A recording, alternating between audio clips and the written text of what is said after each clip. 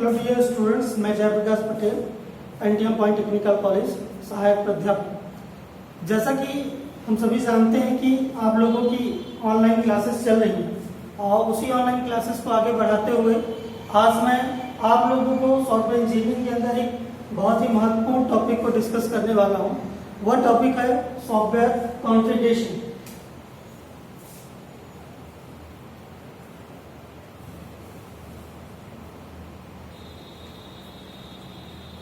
Software configuration, जैसा कि हम लोग जानते हैं कि किसी भी सॉफ्टवेयर को डिजाइन करने के लिए अलग अलग तरह के प्रोसेस से हमें गुजरना पड़ता है। तो ये भी एक विशेष तरह का प्रोसेस है और इस प्रोसेस के अकॉर्डिंग ही हम अपने पूरे प्रोग्राम को कॉन्फ़िगरेट करते हैं।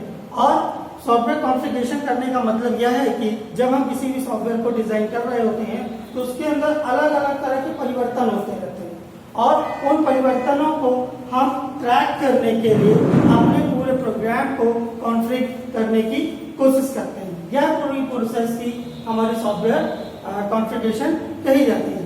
अब इस सॉफ्टवेयर को कॉन्फ़िगर करने के लिए हमें अलग अलग तरह के पर्पस या अलग अलग तरह के पर्पसेस की वजह से ही इसे हमें कॉन्फ़िगर करना पड़ता है। तो पहला पर्पस होता है आइडेंटिफाई करना।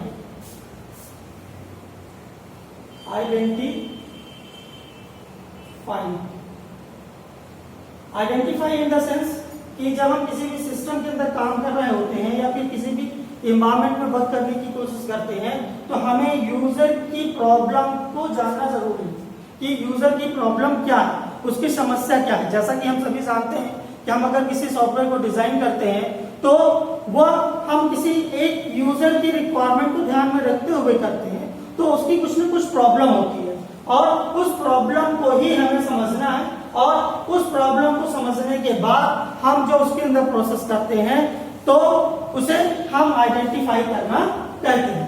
तो यहाँ पर अगर हमें सॉफ्टवेयर कॉन्फ़िगर करना है तो सबसे पहले हमें उस यूजर की प्रॉब्लम को आइडेंटिफाई करना होगा। तो पहला पर्पस यह है। दूसरा पर्पस इसका यह है कि कंट्रोल करना। हमने जो भी इंफॉर्मेशन यूजर से ली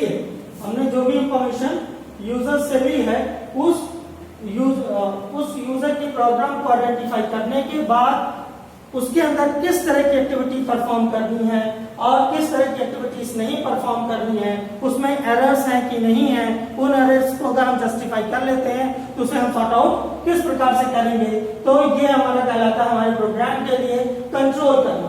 तीसरा पर्पस है कि हम मैनेजमेंट कॉन्फ़िगरेशन मैनेजमेंट के अंदर हम स्टेटस अकाउंटिंग करेंगे, यानी हमने जो प्रोग्राम डेवलप किया है वहां पर हमने उस प्रॉब्लम को कितना सॉल्व आउट कर लिया है और उस प्रॉब्लम को कितना हमने एनालिसिस किया है और उस प्रॉब्लम के अंदर हमने कितना काम कर लिया है और आने वाले समय में हमें किन किन चीजों की और आवश्यकता हो सकती है, उसके लिए हमें अलग से टेबल जनरेट करनी होती है और हम उसे काउंट करते हुए चले जाते हैं और उस टेबल के अंदर उसे हम आइडेंटिफाई करते हैं। और तो इस तरह के प्रोसेस को ही हम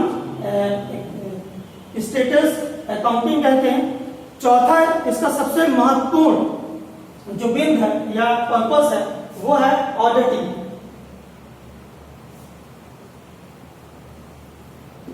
यानी हमने जो भी इंफॉर्मेशन कलेक्ट की है और जो भी हमारे पास डेटा है उस डेटा पर हम कितना काम कर चुके हैं या हमें कितना उस डेटा पे काम करना है और उस डेटा को और कितना इंप्रूव करना है। यही प्रोसेस या यही पर्पस हमारे लिए कहलाती है हमारे डेटा के लिए आइडेंटिफिकेशन, आइडेंटिटी। अगला हमारे पास पर्पस है बिल्डिंग प्रोग्राम। अब हमने जो भी आइडेंटिफाई किया है, हमने जो भी डेटा कंट्रोल किया है और जो भी उसके स्टेटस को हमने अकाउंट किया है, ऑडिट करने के बाद हम अपने प्रोग्राम को अलग अलग मॉड्यूल्स के अंदर किस तरह से डिफाइन करेंगे और उन अलग अलग मॉड्यूल्स में किस तरह से अलग अलग तरह की एक्टिविटीज परफॉर्म हो रही हैं उन्हें हम टेस्ट करेंगे और देन आफ्टर उसे हम इंप्रूव करके एक फंक्शनल एक्टिविटी के अंदर लेकर आते हैं। इस तरह की फंक्शनल एक्टिविटी को हम बिल्डिंग प्रोग्राम कह सकते हैं। इसके बाद हमारे पास जो अगला पर्पस होगा वो होगा प्रोसेस मैनेजमेंट। ये दो तरह के प्रोसेस मैनेजमेंट होते हैं, एक प्रोसेस मैनेजमेंट प्रोसेस और दूसरा होता है प्रोजेक्ट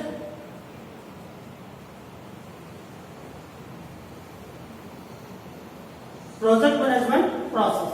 अब हमें जो भी हमने अपने प्रॉब्लम को आइडेंटिफाई किया है, उस प्रॉब्लम के अंदर हमें अलग अलग तरह के प्रोसेसेस से गुजरना होगा। तो सबसे पहली चीज होती है कि हमें अपने प्रोसेसेस को प्रबंधित करना होगा, यानी मैनेज करना होगा कि हम किस समय पर किस तरह के प्रोसेस को कंप्लीट करें।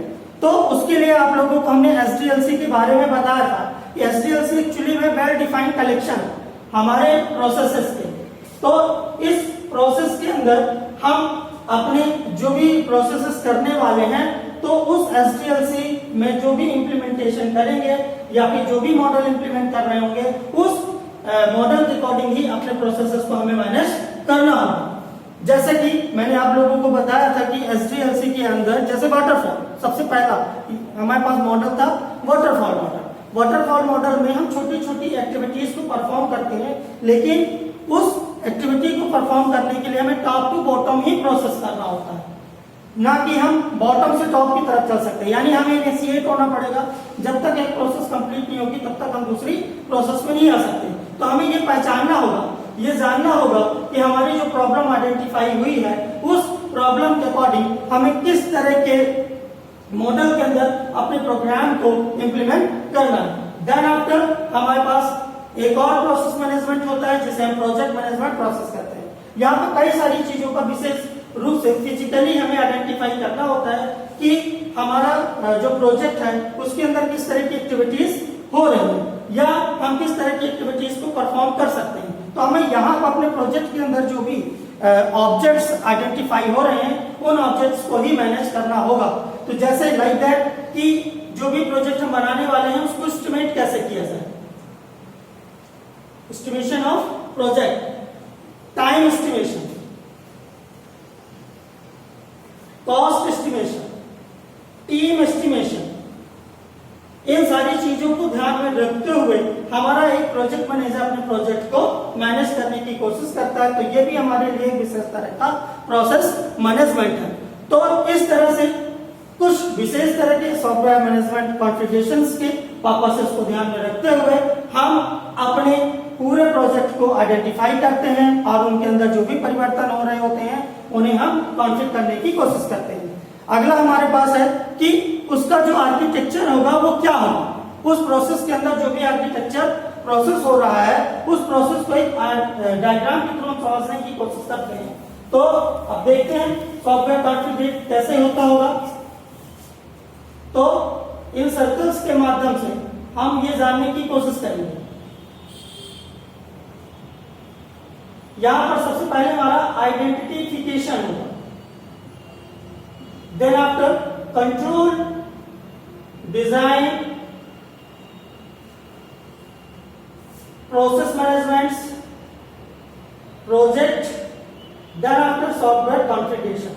तो इस तरह से हम किसी भी सॉफ्टवेयर को मैनेज कर लेते हैं और उसे कॉन्फ़िगरेशन में चेंज करते हैं। अब बात यह आ जाती है कि हम सॉफ्टवेयर के अंदर चेंज मैनेजमेंट क्या करेंगे।